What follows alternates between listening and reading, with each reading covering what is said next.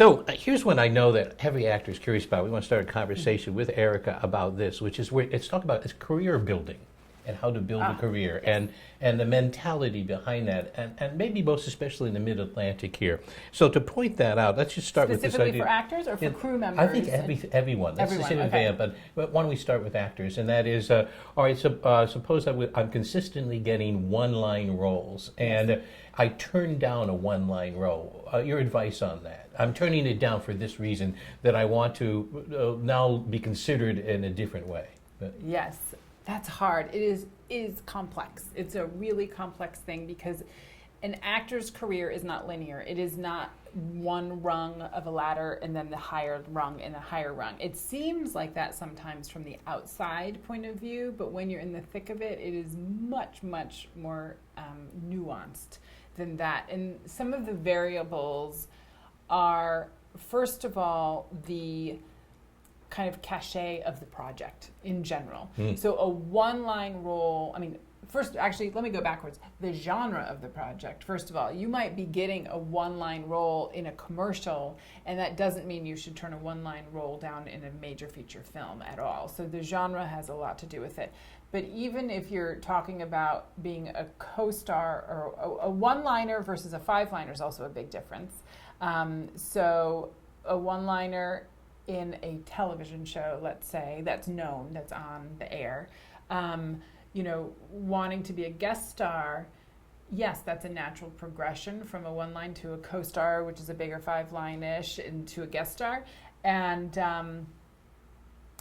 it depends where you are, because if you're in Los Angeles, you can probably consciously make that jump because there are many projects. You might, then there's always, it's going to be more exceptions than a rule here. So in Atlanta, for instance, right now, hot, very, very hot with the television business, many, many shows shooting there right now, but also it's not in Los Angeles.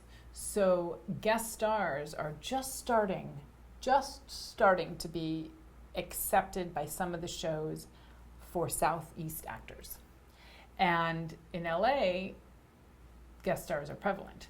So it's the location, it's the show, it's the genre, and then in your own career, you have to think, do I want to be on this show? Do I want to work with this casting office, this casting director?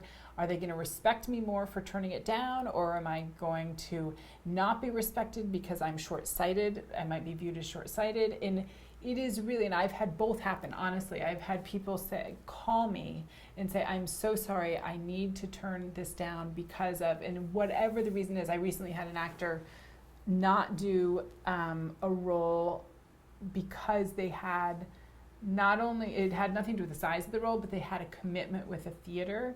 And they were so paranoid that they had, auditioned and gotten the role, and that's a big no-no. You don't audition, get a role, get offered it, and then say, I'm sorry, I'm not available. Right. That's huge. Right. But it was a very particular extenuating circumstance, frankly, and the decision came down to something that I really very much respected, and it was the integrity of the person's word that was going to be perceived by another project as bad, and they couldn't ultimately do it, but they handled it so gracefully, and they called me, and we discussed it, and I discussed it with the director who understood and whatnot. And so I think that care, while that's a little different than growing one's career, that care in every situation is unique, and making sure, and yes, your goal of course is to get a bigger role, but for instance, extras, a lot of times extras, I say, I don't want to be an extra anymore. I'm only going to do a speaking role. Well, the gray area in that, especially on the projects that we work on here, is many, many extras are actually upgraded, or after they're extras, asked specifically to audition for a role. And there's opportunity there. And so an actor really has to do some soul searching and say, if I'm going to be miserable, if I am truly going to regret and be so mad on the set that they're actually not going to be a good extra, then your mind is made up. Because if you're going to be obligated all day, that to me, that's the worst. Obligation is the worst feeling in the world. Yeah. And if you're going to be obligated to do it because you're hoping for that chance, then no, you should not be doing it. But if you're still enjoying it a little bit, and you think that there's opportunity there and you're still learning, and hopefully that's the attitude one has, then it's okay. And so I think you've got to kind of get to that point, you know. They say humans don't change until they're so uncomfortable with the norm that they're forced to change, because humans don't like change. So I think that's the same as growing a career in general. Right, and so I think what we're seeing here, the takeaway is that don't see it as linear. Right. That it really is you were doing an analogy or metaphor, which is like a jungle gym. That Yes. really is the tasks that you do. You're playing in that playground, and so you want to be trying as many things as possible, and eventually get to the more crafted skills. And the other complexities are this, which is where are you in your career and where are you located? So in the Mid-Atlantic, having a one-line role on some major TV show is really good it seems to me, on your resume, because it's going to be more attractive. That's a factor too.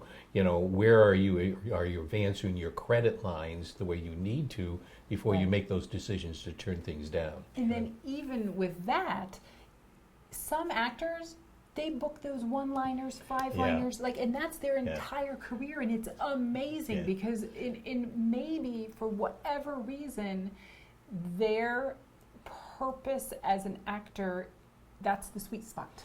You know, maybe they won't be the lead in an entire feature film, and nothing's wrong with that. And so in a very pragmatic business way, you have to know, like, here's what I can really book consistently and staying there. Because not everyone, I hate to say it, truly I hate to say it, but not every single actor is going to go from an extra to a one-liner to a five-liner to a guest star to the lead in a film. That's not everyone. There are some amazing working character actors. The bulk of actors are amazing working character actors. And how about this for a strategy? Is if I do a one line, if I become efficient, let's just pause right there. That's no mean feat. To be very good with a one line is a real craft. Takes tremendous amount of skill to be able to book that with consistency. If somebody is working with you and they're constantly getting feedback, this person is really good, can come in and really deliver, can really do that, then it seems to me that they're positioning themselves, perhaps in your mind, when push comes to shove, you'll support that actor for something more because you trust that actor is ready to move forward into well, it's someone I can count on. I just know I've got that problem is solved, and it's never a problem, but that role is solved. I got it. I know exactly who can do that, you know, and it's nice. It's nice to have that working relationship with some people that are able to and that's the that point. too. Really, what we're talking about is a working relationship here, Yes. too. Some sense of that, too. Yeah, sure, an actor always wants to be moving forward and to get more challenging work. But the complexity of it is the working relationships that are involved in it, you know, to build those to allow that. And even, I mean, and it takes place with every echelon. And I can tell you, there are extras that we know we can call. They will show up. They're respectful. They're on time. They have great faces. They are like all of that. They're like pros. And we're like, great, we can call so-and-so. They're a pro. I don't call a pro because someone is further along in their career. I call them pro because they are completely accountable for their craft, and it's so nice regardless of where they are. And people are always changing, and their artistic gifts are always morphing. That's the beauty of this business. And so that absolutely plays into it. But when one is a pro at their craft, they will get called again and again. And here's one, just for me to finish off, unless you have something for young actors out there. I had the happy fortune very early in my career to get a lot of major roles. I was playing major roles, and this would be in high school and in college, and doing that quite a bit. And be very honest with you, I really didn't know the craft and became a true actor until I started to be playing smaller roles, very small roles, in company of very good, talented, experienced actors. That's when I learned my craft. Not when I was out studying my own stuff, but when I was truly in the company of more experienced, brilliant actors, really watching how they worked in front of a camera, how they worked in front of a director. That's when I really started to develop. And really, that growing period is something that I love that period in my life. You know, it was sometimes really frustrating to go, yes, sir, and then open the door. But the yes, sir, and open the door for Broderick Crawford was a pretty cool thing to do. You know, because the guy went through the door in a very unique Broderick Crawford kind of way. Yeah. You know, that kind of thing. Fantastic. Yes. Hopefully that helps.